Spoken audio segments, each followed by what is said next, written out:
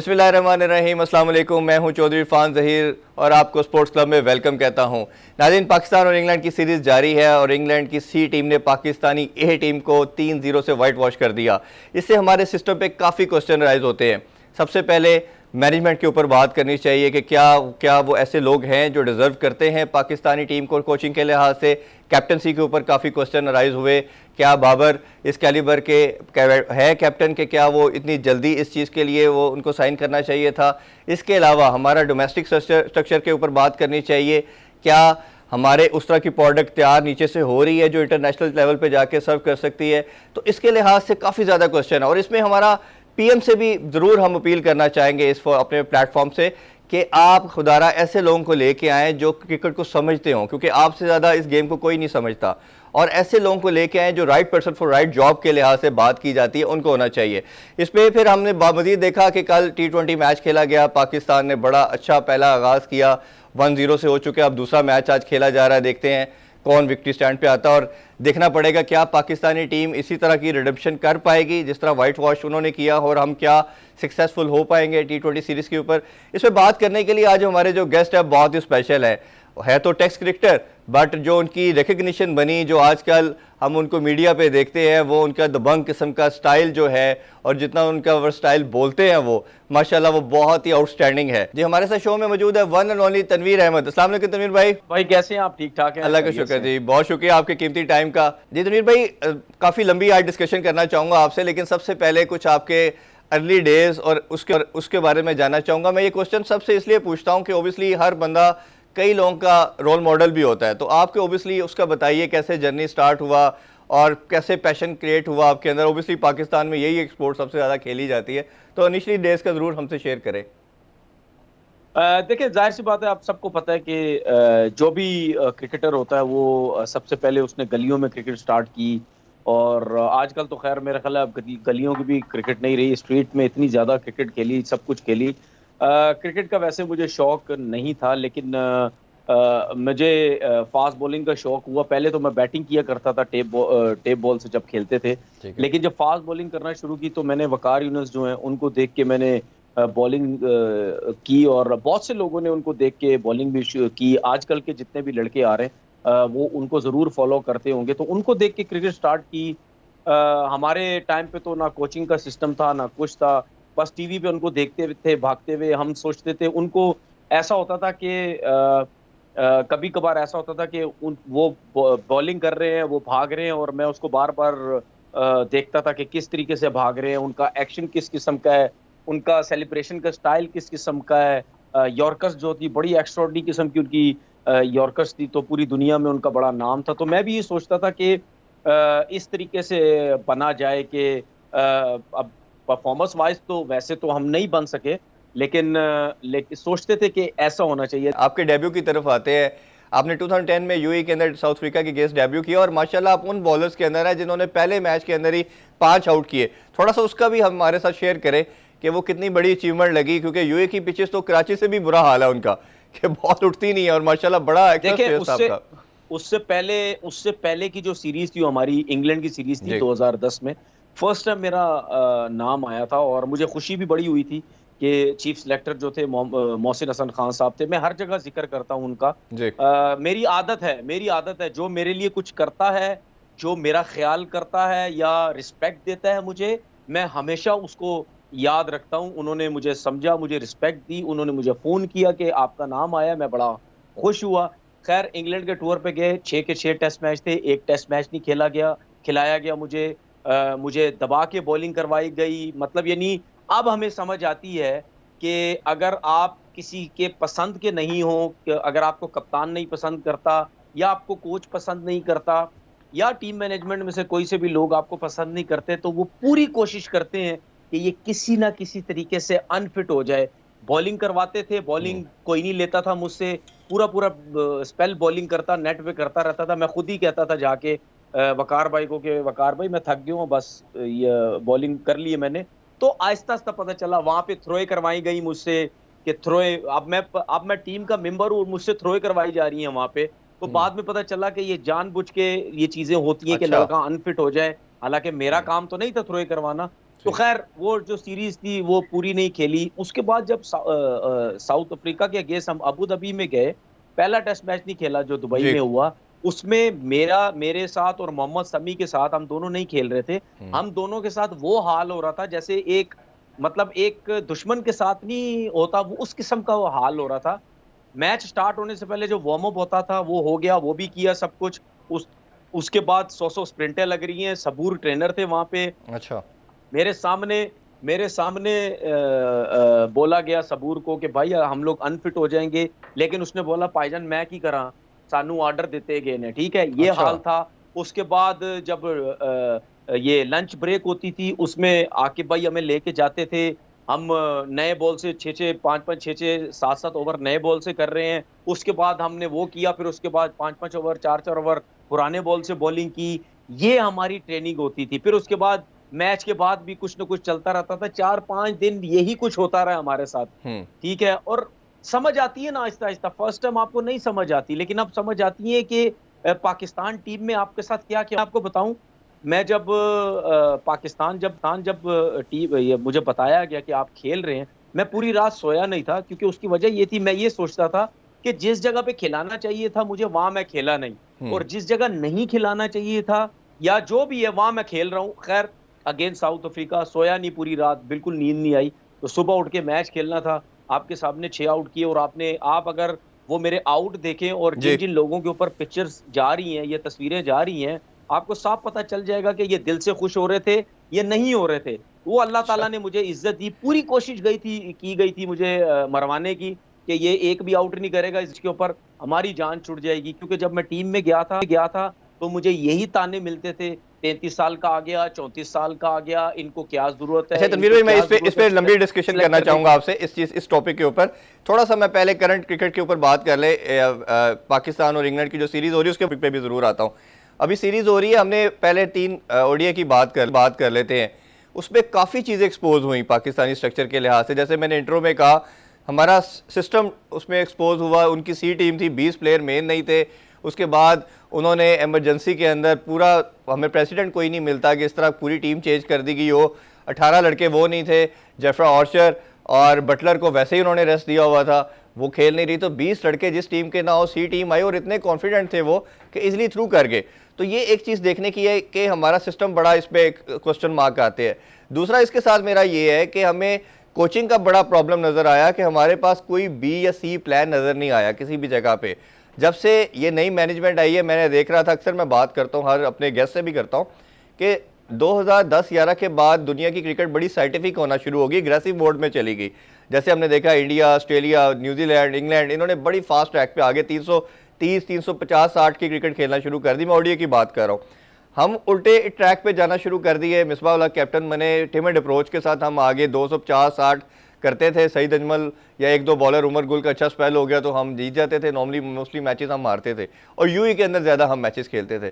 तो सरफराज के आने से एक थोड़ा सा इनोवेशन आई। मिकी और सरफराज के कॉम्बिनेशन हमने देखा कि हम वाइट बॉल में अच्छा करना शुरू हो गए। चैंपियन ट्रॉफी जीती, 2 साल हम T20 में नंबर 1 रहे। बट अभी जब से ये मैनेजमेंट आई है, हमें कोई गेम प्लान नज़र नहीं आ रहा। और सीरीज़ हम ऑल दो जीते हैं, साउथ अफ्रीका से भी जीते हैं, उधर जाके भी जीते हैं, बट हमें देखा कि हम जिम्बाब्वे से, पाकिस्तान में भी ओडीआई हारे थे, उधर जाके भी T20 सीरीज बहुत मुश्किल से जीते हैं। तो आप इसको ओवरऑल कैसे समराइज करते हैं, पूरी इस टीम मैनेजमेंट को और कैप्टनसी को? देखें, सबसे पहली बात यह है कि मैं इन लोगों को मानता ही नहीं जिन लोगों को ला के बिठा दिया गया है, पहली बात। दूसरी बात, आप उन लोगों को लेके आते हैं, दुनिया का सिस्टम है, आप उन लोगों को लाते हैं जिनके पास कोचिंग का एक्सपीरियंस होता है, जिन्होंने डोमेस्टिक में कोचिंग की होती है, चले अपने मुल्क में कोचिंग नहीं की होती, किसी बाहर लीग्स में जाके कोचिंग की होती है, कहीं किसी काउंटी में कोचिंग की हुई होती है, तो समझ आती है जी आपने अपनी टीम के साथ, इंटरनेशनल टीम के साथ उनको कोचिंग पे लगा दिया। पूरे पाकिस्तान को पता है, ये मैं अपनी तरफ से नहीं कह रहा, मिसबा को दिनों में 2 दिन के अंदर कोचिंग कोर्स करवाया लेवल 2। अब किसके कहने पे करवाया, कौन लोग पीछे थे, इसका तो हमें आइडिया नहीं है, ठीक है। हो सकता है कुछ लोगों को पता भी हो कि कौन लोग पीछे थे, किसने बनवाया इनको, ये हमें नहीं पता।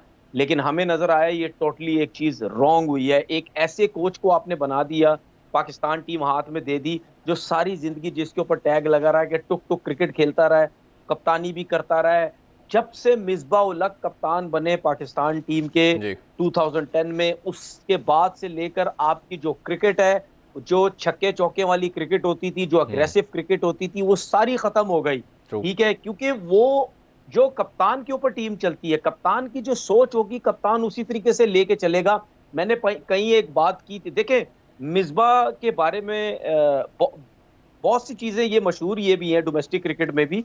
जब भी बॉल स्विंग होता था, जब आउट होके आता था, तो वो ज्यादातर यही सुनने को मिलता था कि जी मिसबा कहते हैं ओ जी बड़ा गैन स्विंग हो रहा है, बड़ा मुश्किल हो रहा है, बड़ा फलाना हो रहा है।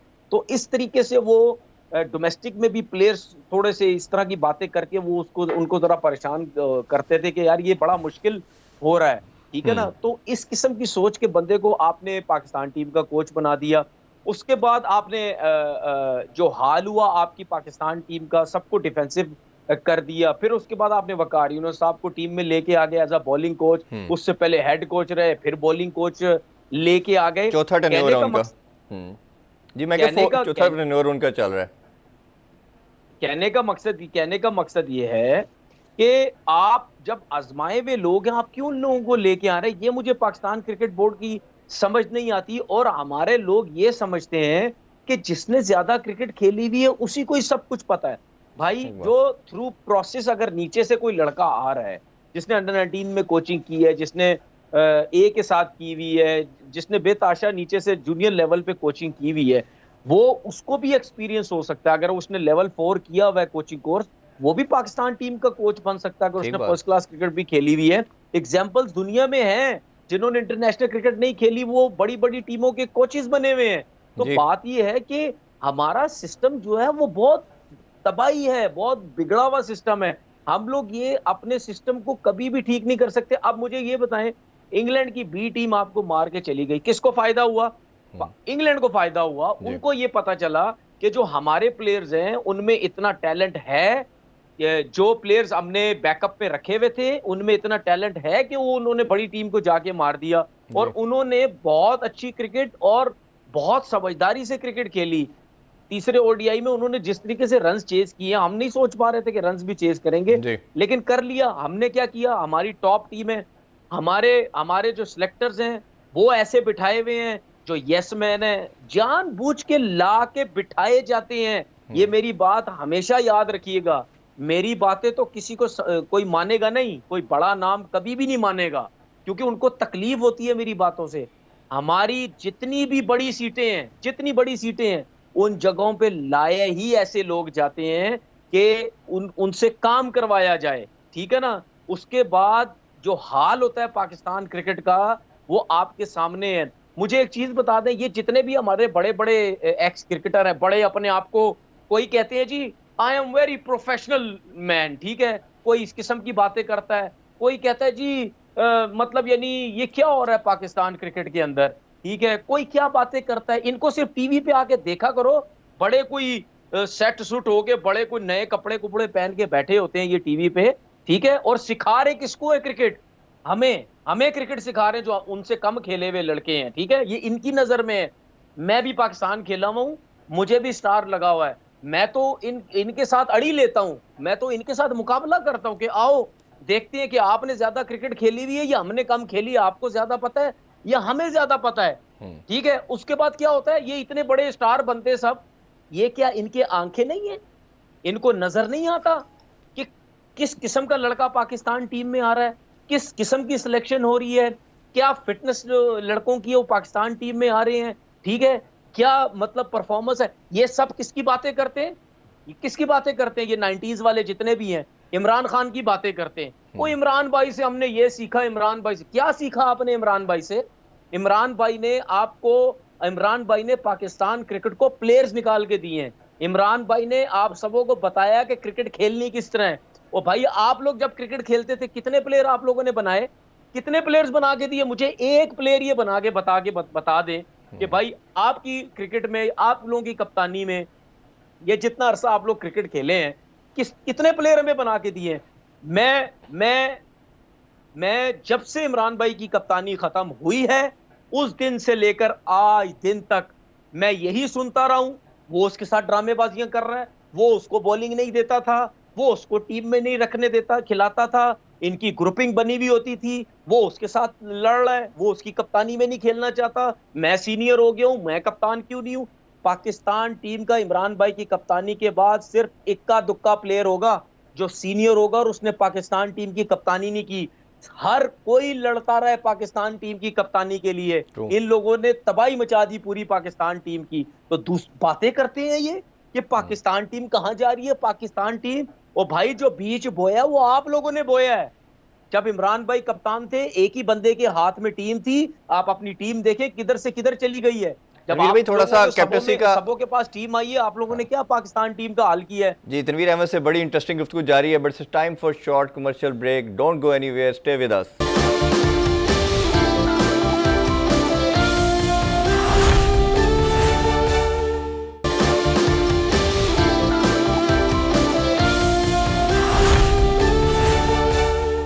Welcome back in sports club. Tanveer Ahmed से कुछ मजीद बातें करते हैं, थोड़ी सी करंट कैप्टनसी की भी बात कर लेते हैं। जैसे मैंने बात की थी कि सरफराज की कैप्टनसी में हमें थोड़ा सा वो चीज़ नज़र आई कि थोड़ा सा एग्रेसिव मोड है, गेम अवेयरनेस थी, और एक ऐसा कैप्टन था जो नीचे से ग्रूम होके आया था। अंडर 19 हमने देखा, फिर उसमें ए टीम के साथ भी वो कैप्टन रहा और एक पूरा सिस्टम के तहत कैप्टन बना, और हमने उसकी कैप्टनसी के अंदर भी काफ़ी इंप्रूवमेंट देखी और चीज़ें बड़ी अच्छी ट्रैक पर चल रही थी। एक उसको हटाना क्या कितना ये गलत डिसीजन था, और सेकेंडली ये जब बाबर को कर दिया गया तो क्या एक अच्छा बैट्समैन अच्छा कैप्टन भी क्या हो सकता है? मुझे तो अपनी आई पर्सनली फील कि हमने फॉलो किया विराट कोहली को, केन विलियमसन को, कि अगर वो उस कंट्री के बेस्ट बैट्समैन है तो इनको कैप्टनसी भी दे दे। बट इनकी स्टोरी बिल्कुल डिफरेंट है। केन विलियमसन जो था वो अंडर 19 से पहले अपने school level, college level, under 19 और अंडर 16, अंडर 19 क्लब, हर लेवल पे कैप्टनसी करता आया, फिर उसको टीम की कैप्टनसी दी गई। बट बाबर की स्टोरी थोड़ी डिफरेंट है। बाबर लर्निंग कैप्टन तो हो सकता है, बट एक टेलर मेड इख्तियार कैप्टन नहीं है। तो आपका क्या स्टांस है कैप्टनसी को लेके? देखें, दुनिया की किसी क्रिकेट में नहीं होता कि एक कप्तान बन गया। पहली तो बात यह है कि इससे अच्छी और क्या चीज हो सकती है कि एक कप्तान आपको मिल रहा है जो नीचे से कप्तानी करता हुआ आ रहा है जी। उसको जितना आइडिया है वो किसी एक लड़के को नहीं है कि एकदम से अगर उसकी पाकिस्तान टीम में परफॉर्मेंस आपने उसको कप्तान बना दिया, उसको इतनी समझ नहीं है। इन्होंने सरासर ज्यादती की है सरफराज के साथ, ठीक है ना। वो मुझे भी पता है क्यों की है, मैंने बहुत दफा कर दिया। मैं बार बार वो बातें करना नहीं चाहता क्योंकि मुझे पता है कि उसके साथ क्यों ना इंसाफी हुई है, ठीक है।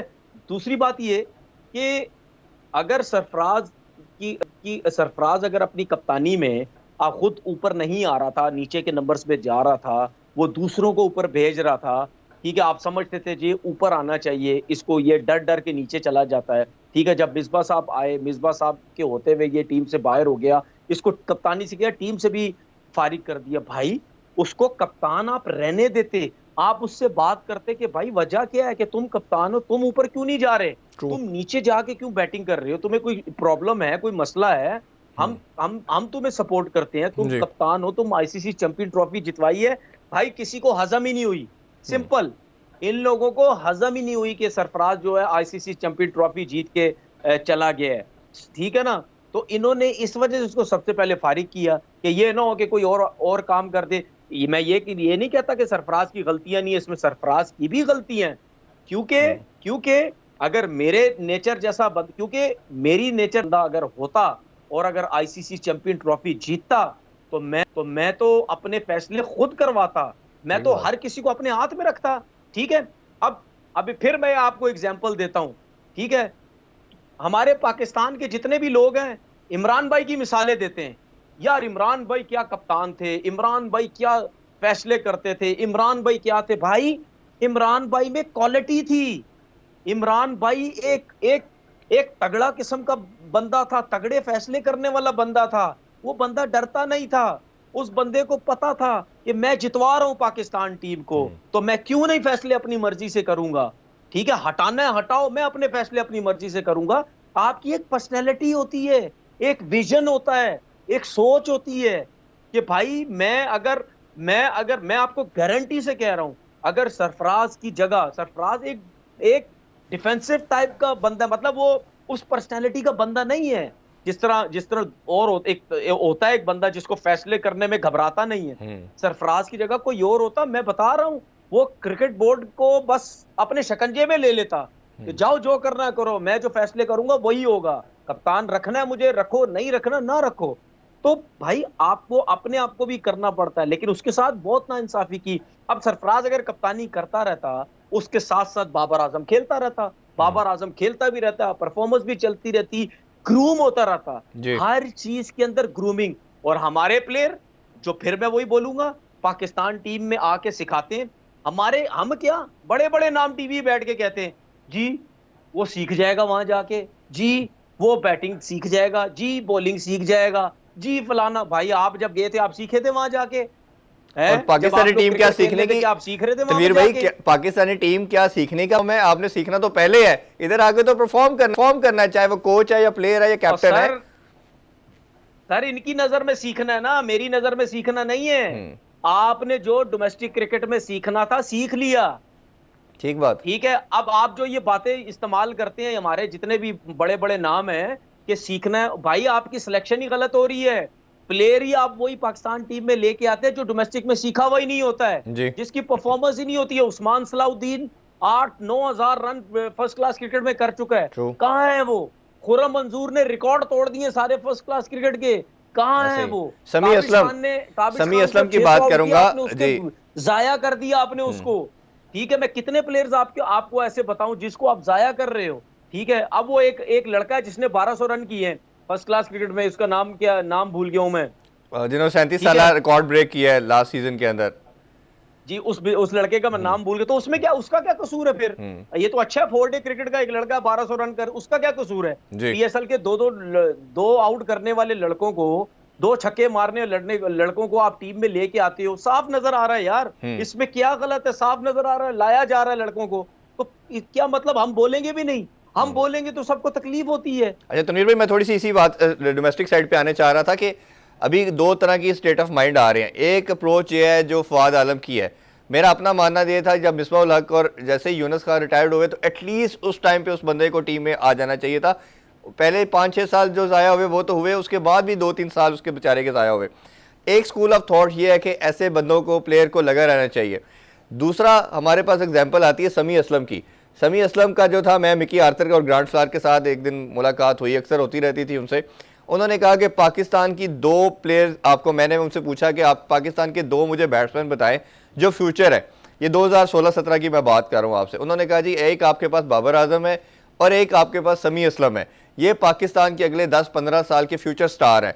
हुआ क्या कि बाबर आजम को प्रिपेयर किया उन्होंने, समी असलम को भी वो एज ए ओपनर प्रिपेयर कर रहे थे। जैसे न्यू मैनेजमेंट आई, उस बेचारे को आपको पता ही है, उसने डोमेस्टिक के अंदर 200 किए और मुझे बता रहे थे कुछ प्लेयर के वो जैसे सेंचुरी एक इनिंग्स के अंदर, एक में से दोबारा सेकंड इनिंग में सेंचुरी करके वापस आए, तो मिसबाह उल हक ने कहा पहले अपना फैट लेवल कम करो। अगर आपका क्राइटेरिया फैट लेवल है तो फिर मुझे बताइए शर्जील का फैट लेवल ठीक है, आजम खान का फैट लेवल क्या ठीक है? जिस बेचारे को आपने इतना डिसअपॉइंट किया कि वो मुल्क छोड़ के यूएस की टीम के अंदर खेलने चला जा रहा है। अभी तो मुझे लिस्ट के अंदर 5-7 लड़कों को मैं जानता हूं जो पाकिस्तान छोड़ के जा रहे हैं। एक तो ये बताइए ये कितनी बड़ी ज्यादती है। ताबिश खान के 598 आउट किए उसने, जैसे आपने शुरू में बात की कि उसको उसके गिटे गोडे खत्म कर दिए हमने खिला खिला के इन पिचेस के ऊपर। एक मैच खिला के आपने सिर्फ कंपनसेट करने की कोशिश की कि हमने तुम्हें इंटरनेशनल कैप दे दी और तुम्हें टेस्ट क्रिकेटर बना दिया। एक तो कितनी बड़ी ज्यादती है। और ये बताइए कि क्या लड़के को फाइट करते रहना चाहिए जैसे आपने की, इतनी क्रिकेट खेलने के बाद 2 ओडीआई और 5 टेस्ट खेल सके, कितना डिसअपॉइंटिंग होता है? या बीइंग अ प्रोफेशनल उसको बाहर चले जाना चाहिए? देखिए मेरी जिंदगी में तो फाइट ही फाइट है, ठीक है। शायद मेरी नेचर ऐसी है, मैं भागता नहीं हूँ, सही है। मैंने पाकिस्तान क्रिकेट, डोमेस्टिक क्रिकेट में बहुत खेला, मुझे मेरे साथ बहुत नाइंसाफियां हुई। मेरे 500 आउट तक तो मेरा कहीं नाम ही नहीं आता था भाई। एक दफा भी किसी ए टीम के टूर पे जब मैंने 500 आउट करने के बाद मेरा नाम आया, उससे पहले तो मेरा नाम ही नहीं आता था। खैर मैं फाइट करता था, और अब जिस जगह पे बैठा हूँ मैं यहाँ भी फाइट करूंगा, ना मैं किसी से डरूंगा, ना मैं भागूंगा, ना कुछ करूंगा, मैं लड़ता रहूंगा, ठीक है ना। मैं छोड़ूंगा नहीं किसी को, छोड़ूंगा मतलब यानी जो गलतियां हैं वो सब पकड़ूंगा और लोगों को सबको बताऊंगा कि यहाँ क्या हो रहा है, यहाँ क्या हो रहा है, यहाँ क्या नहीं हो रहा है। देखें बात ये है कि हम क्या बात करते हैं, हम बात ये करते हैं कि भाई जो मैरिड का लड़का है आप उसको खिलाएं, ठीक है, जो परफॉर्म करता है आप उसको खिलाएं। फिटनेस की आपने बात की, क्या मिसबाह उल हक जब पाकिस्तान टीम के अंदर थे क्या मिसबाह ने अपना वेट कम नहीं किया? यूनुस खान पाकिस्तान टीम के अंदर थे, क्या यूनुस खान ने वेट नहीं कम किया? सरफराज हैवी था, बोल बोल के उसको टीवी चैनल पे हमारे सुपरस्टारों ने, ठीक है, वजन कम होना चाहिए, वजन कम होना चाहिए, उसने वजन कम नहीं किया, ठीक है। तो आजम खान का वजन कम क्यों नहीं हो रहा भाई? तो शर्जील खान का वजन कम क्यों नहीं हो रहा? ये कहां से आए हैं ये लोग?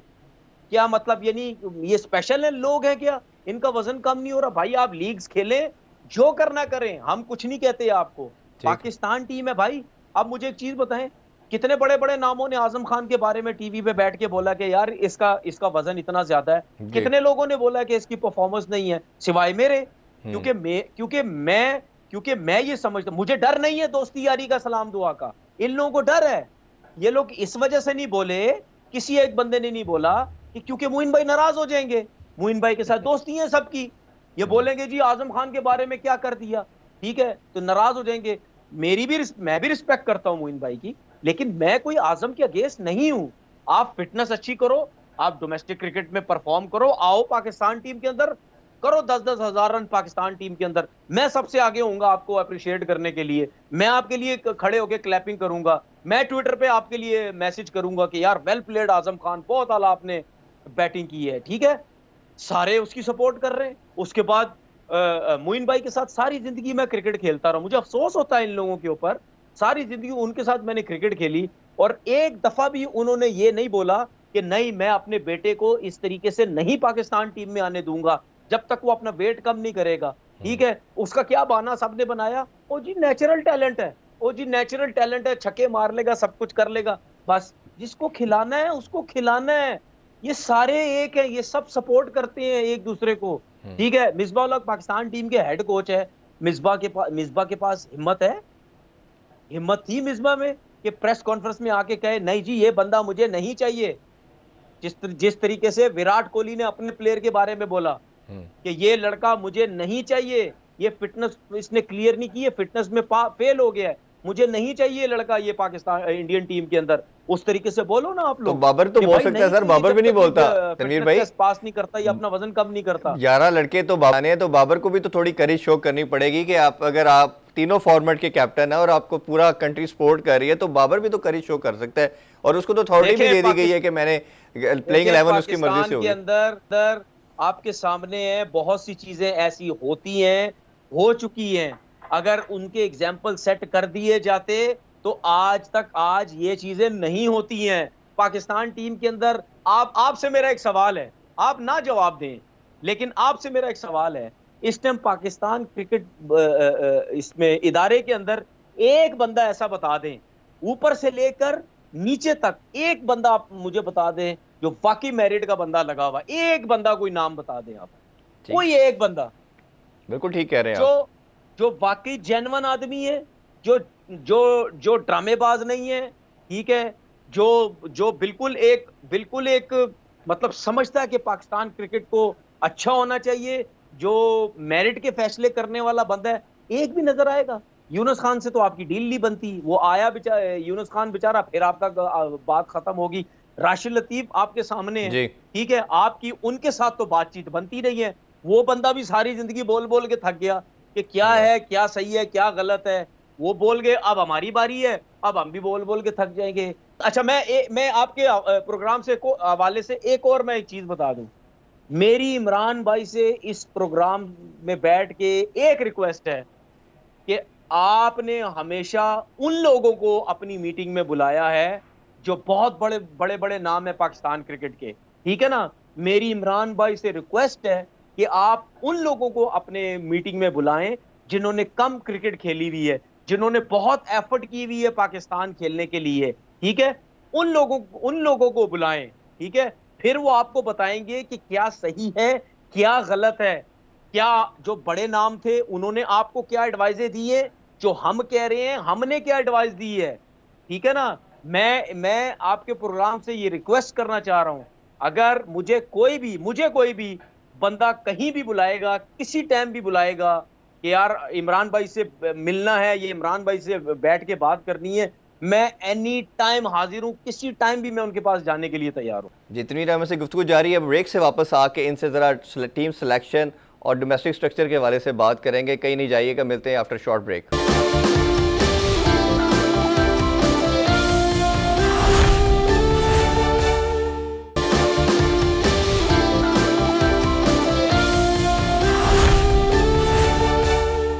Welcome back in sports club. Tanveer Ahmed से कुछ मजीद क्वेश्चन करते हैं। ये तनवीर भाई, अब मैं थोड़ा डोमेस्टिक सिलेक्शन के हवाले से बात करना चाह रहा हूँ। हम पहले उस टाइम बात कर रहे थे कामरान गुलाम की, जिसने 37 साल रिकॉर्ड ब्रेक किया और 1200 प्लस रन स्कोर किए।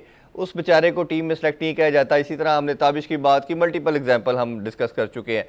हमारा अनफॉर्चुनेटली जो क्राइटेरिया बन गया है सिलेक्शन का, वो PSL बन गया या नेशनल T20 कप बन गया। मोस्ट लाइकली तो मेन चीज़ जो है वो PSL है। एक ये बताइए कितनी बड़ी ज्यादती है कि एक सिर्फ शॉर्टर फॉर्मेट के अंदर 2-3 ओवर्स की बेस के ऊपर आप सिलेक्शन कर रहे हैं, चाहे बैट्समैन है या बॉलर है। और दूसरा, इसी के साथ हम कर क्या रहे हैं, किसी बॉलर ने अगर T20 में परफॉर्म किया तो उसकी सिलेक्शन टेस्ट में हो रही है, जिसने टेस्ट में परफॉर्म किया उसकी T20 में हो रही है। धानी की मिसाल है कि धानी ने PSL में परफॉर्म किया, उसको टेस्ट में ले गए हैं। जाहिद महमूद ने T20 में किया तो उसको टेस्ट में ले गए हैं। कामरान गुलाम ने इतने रिकॉर्ड ब्रेक किए, उसको कैरी नहीं किया। अब्दुल्ला शफीक एक सेंचुरी की हुई है, एक मैच खेला हुआ है, उसको 2 साल हो गया, 7 कंटिन्यूसली ट्रैवल करा रहे हैं। तो एक सिलेक्शन के वाले से जरूर प्लीज शेयर करें हमारे साथ। देखें, ये जो सिलेक्टर्स हैं, जो यस मैन सिलेक्टर हैं, मोहम्मद वसीम लैपटॉप वाले जो सिलेक्टर हैं, इनसे सवाल ये है, इनको किसी दिन बिठाएं तो सही मेरे साथ। ठीक, ऐसा शो करें जरा, एक साइड पे मैं हूँ, एक साइड पे ये, उनको जरा बिठाएं, फिर मैं इनसे बात करूंगा। ठीक, ठीक है। जब ये क्रिकेट खेलते थे, क्या ये एक फर्स्ट क्लास मैच में पाकिस्तान टीम में सिलेक्ट हुए थे? ठीक है, रगड़ा खा के पाकिस्तान टीम में सिलेक्ट हुए हैं। दूसरी बात कि आपने अब्दुल्ला शफीक एक टेस्ट मैच, एक फर्स्ट क्लास मैच आपने पाकिस्तान टीम में डाल दिया। ठीक है। Mohammad Wasim junior fast bowler, क्या है बॉलिंग, रन अप उसका सही नहीं है, आपने उसको पाकिस्तान टीम में डाल दिया। ठीक है। उसके बाद शाहनवाज दानी की PSL में परफॉर्मेंस अच्छी थी, अगर ले लेके आ रहे हो तो भाई उसको भी T20 में डाल दे, आपने उसको टेस्ट मैच के अंदर डाल दिया। ठीक है। ये चीजें तो पाकिस्तान क्रिकेट के अंदर तो चल ही रही है ना। कामरान गुलाम की आपने बात की, भाई मैं नहीं चाहता कि एक एक परफॉर्मेंस के ऊपर या एक एक सीजन के ऊपर लड़का पाकिस्तान खेलना चाहिए, लेकिन जब दूसरे ले लेके आ रहे हो तो व्हाई नॉट कामरान गुलाम। अच्छा, उसके बाद हमारी डोमेस्टिक क्रिकेट को नुकसान पता क्यों हो रहा है? क्योंकि एक एक साल बाद जाके PSL होती है। ठीक है। उस PSL के अंदर हर फ्रेंचाइज के अंदर एक नाम, बड़े बड़े 2-2 3-3 नाम बैठे हुए। ठीक है। अब हो क्या रहा है, उनके सामने जब वो प्लेयर्स परफॉर्म करते हैं ना, वो समझते हैं कि बस यही है सब कुछ, यही टैलेंट है और यही परफॉर्मेंस है सब कुछ। अच्छा, उसके बाद क्या होता है, जब उनसे पूछो तो वो अपनी अपनी फ्रेंचाइज का नाम लेते हैं। ठीक है। तो फिर ये कहते हैं कि जी हमारी फ्रेंचाइज का जब लड़का पाकिस्तान खेलेगा तो हम बोलेंगे देखे जी, हमने अपनी फ्रेंचाइज से लड़का दिया, हमने अपनी फ्रेंचाइज से अपने मुल्क को लड़का दिया। ठीक है। उससे क्या होता है, फिर डोमेस्टिक क्रिकेट की तरफ तो देख ही नहीं रहा कोई, उनको पता ही नहीं है डोमेस्टिक क्रिकेट में पीछे हो क्या रहा है। इनसे ये पूछे कभी, इन लोगों से ये पूछे कभी ग्राउंडों में जाके मैच देखा? हमेशा साफ सुथरी जगहों पे सारे रहते हैं और बातें करते हैं। कभी जाओ ना ग्राउंडों में जाके देखो, AC के अंदर तो सब बैठ बैठ के मैच देखते हैं। डोमेस्टिक क्रिकेट जाओ और धूप में जाके देखो, मैं मानता हूं फिर पता चलेगा वाकई आप लोगों को बड़ी क्रिकेट की मोहब्बत है। इनको क्या है यार, हम जैसे लोग कभी ग्राउंड में चले गए, कभी किधर चले गए, कभी किधर चले गए। ठीक है। हमें पता है भाई कि किस तरीके से ग्राउंड में जाके मैच देखा जाता है, किस तरीके से। अब मुझे एक चीज बताइए, इंटर डिस्ट्रिक्ट के अंदर जो कोचेज लगाए हैं इन लोगों ने, ठीक है, पूरा पाकिस्तान भर दिया है, इंटर डिस्ट्रिक्ट के अंदर 100 कोचेज लगा दिए तकरीबन। इनमें से कितने कोचेज ऐसे हैं जिनको कोचिंग की एक्सपीरियंस है? बातें तो ये सब करते हैं, कितने एक्सपीरियंस है? किसी को एक्सपीरियंस ही नहीं है। और कितने लड़के डिपार्टमेंट क्रिकेट के लगा दिए हैं। ठीक है। उनको पता नहीं NOC अभी मिली भी है या नहीं मिली है। भाई डिपार्टमेंट क्रिकेट से जिन लड़कों का ताल्लुक है, ठीक है, उनको तो चलो पैसे मिल ही रहे हैं ना, वो तो बहुत अच्छी बात है। ठीक है। उससे हट के दूसरे लड़के देख लो यार, जो डिपार्टमेंट से निकले थे, जिनके पास तनख्वाहें, जिनके पास नौकरियां भी नहीं थी, वो सारे फारिग हो गए, उनको लगा दो यार। ठीक बात है। ठीक है ना। मतलब यानी हर तरफ समझ से बाहर है। उसके बाद इतनी कंप्लेनें आई हैं, ये इसकी सिटी के जो ट्रायल्स हुए, इतनी कंप्लेनें आई हैं, इतनी आई हैं कि लड़कों के साथ नाइंसाफी हुई है, कोच किसी से सही तरीके से बात नहीं कर रहा, कोई कोच क्या कर रहा है, कोई अपनी मर्जी से खिला रहा है, कोई क्या खिला रहा है। ठीक है।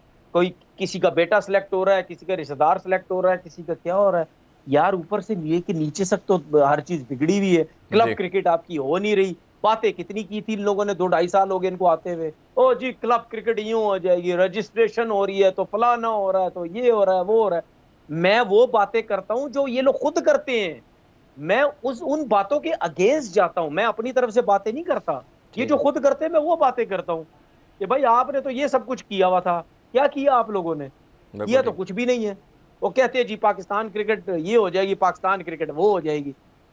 बिल्कुल ठीक है तनवीर भाई, आपसे गुफ्तगू जिस तरह जारी थी, मेरा ख्याल है हम शायद 1-2 घंटे भी बात करें तो मेरा ख्याल है गुफ्तगू खत्म ना हो, क्योंकि बहुत इंटरेस्टिंग गुफ्तगू जारी थी। बट अनफॉर्चुनेटली शो का टाइम खत्म हुआ जाता है। इंशाल्लाह आपको अच्छा, गाए बगाए जरूर अच्छा हो दावत गया देते लंबा, रहेंगे। अच्छा हो गया और बात नहीं कर लेना, वरना शो लंबा हो गया तो मेरे घर के बाहर लोग खड़े हो जाएंगे अच्छा आपसे। चले, कोई मसला नहीं, हम आपको इंशाल्लाह जरूर रहमत देंगे नेक्स्ट टाइम। बहुत शुक्रिया आपके कीमती टाइम का। नाज़रीन, थैंक यू। तनवीर अहमद की खूबसूरत गुफ्तगू सुनी। आपसे इंशाल्लाह मुलाकात होगी next week with new guest. और बिल्कुल ईद भी आने वाली है और ईद उल अज़हा एंजॉय कीजिए अपने साथ, अपनी फैमिली के साथ, इसको सेलिब्रेट करें और इंशाल्लाह आपसे मुलाकात होगी नेक्स्ट वीक। अल्लाह हाफिज़।